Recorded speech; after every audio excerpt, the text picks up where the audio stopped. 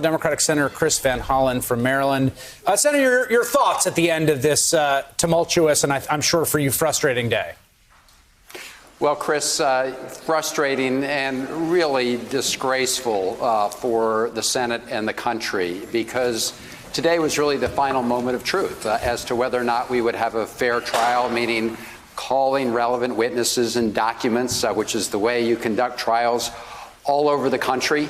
And Republicans voted no. They then voted down my amendment that would allow the Chief Justice of the United States to determine which witnesses and documents were relevant. I can think of no more impartial, no more fair way than to resolve these issues than to allow the Chief Justice to do it, just like in courts every day around the country. And they said no to that. So this is the first impeachment trial in the history of the United States with no witnesses and documents. And that's a disgrace on the Senate. We should be trying to seek the truth, not bury it.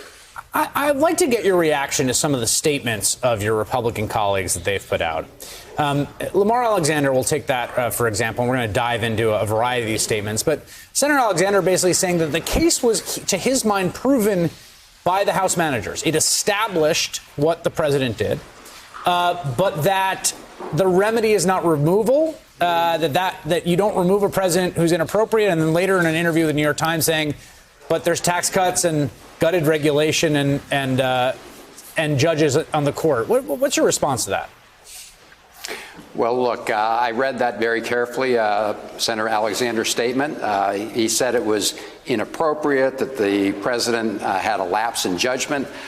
This is like talking about jaywalking and a speeding ticket, especially after having found that the House managers proved all the facts in the abuse of power claim, having established that, in fact, the president and his lawyers are deceiving the Senate and deceiving the country when they say the president did not hold up the aid in order to get these political concessions.